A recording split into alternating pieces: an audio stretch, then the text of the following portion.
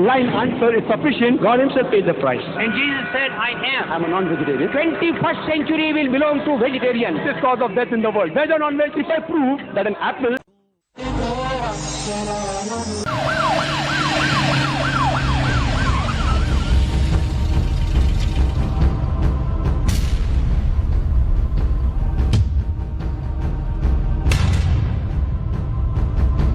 It is an honor and a pleasure for me to be invited by the Chief Minister of Telangana State.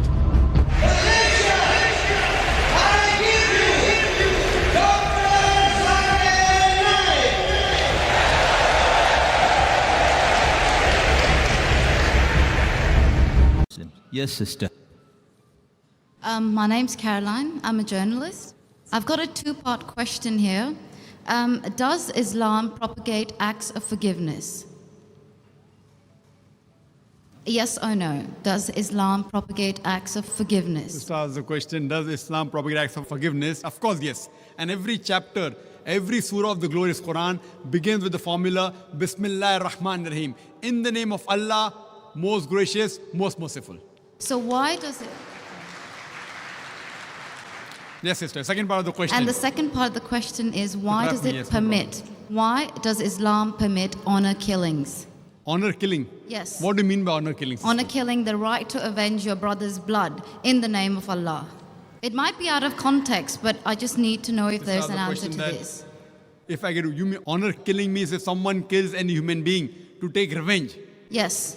That's what you mean? Yes, because I've read a few books, and a lot of the times people have said that they are allowed to kill their brother or to kill somebody else because their brother has been killed by another human being. This was also a good question, that if Islam propagates act of forgiveness, why does it permit honor killing? Yes. Why does it permit? That's a very good question. Sister, if you analyze this mention in the Quran, in Surah Baqarah, chapter number 2, verse number 178, the had penalty, the punishment of death, on the basis of qisas. And Allah also says in the Quran, in Surah Maida, chapter number 5, verse number 32, if anyone kills any other human being, whether it be Muslim or non-Muslim, unless it be for murder or for creating mischief in the land, it is as though he has killed the whole of humanity. So as a general rule, if any human being kills any other human being, it is as though he has killed the whole of humanity, except under two circumstances. Unless it is for murder or for creating mischief in the land. Now, there are two exceptions where Islam gives permission where you can kill any other human being. Number one is, if that person has committed murder, which comes in your scope of question, honor killing. Number two is if he is creating fasad, corruption in this land. Again, this is not compulsory.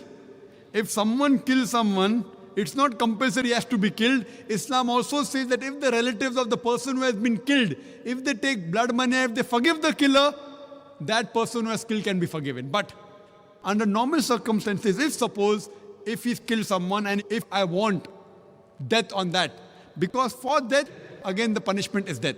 Like as it's mentioned earlier in the early scriptures, even in the Bible, an eye for an eye and a tooth for a tooth, it keeps on continuing. Here what we realize, that suppose I know of a human being who's killing other people, innocent human being. If I don't kill him, he will keep on killing other human beings. So that law is not only in Islam, it's the law of most of the countries. That if homicide is done, if someone has murdered someone, in many countries, he should be put to death or there's life imprisonment. Even in Islam, that if he's killed someone, if required, he can be killed. But the relatives of the person even can forgive the person, if they want. If they want, they can forgive the murderer. But if they want that he should be put to death, then he'll be put to death. And the second case where a person can be killed is if he's causing corruption in the land. For example, if someone is committing rape. Now rape is nothing but causing corruption in the land. So in this case, that person should be put to death. Because the sin is so heinous. It is such a big crime that there is no other punishment but death penalty.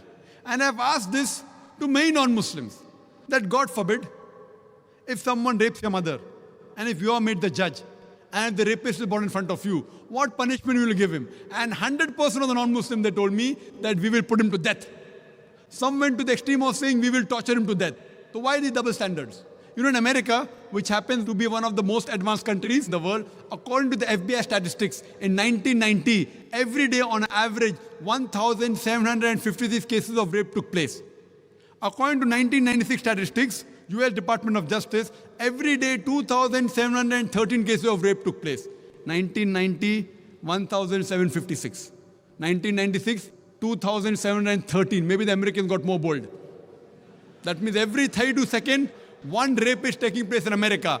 We are here in this auditorium for the past about 3 hours. Already more than 300 rapes may have taken place in America.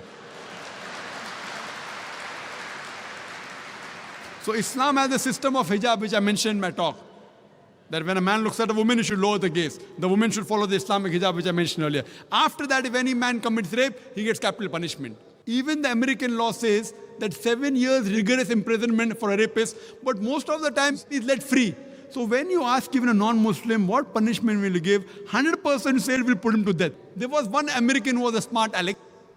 In America, he told me, brother Zakir, first I will give him 5 years rigorous imprisonment.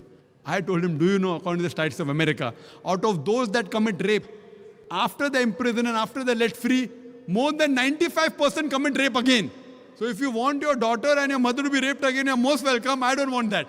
So he said, if that's the case, in the first time itself, I put him to death.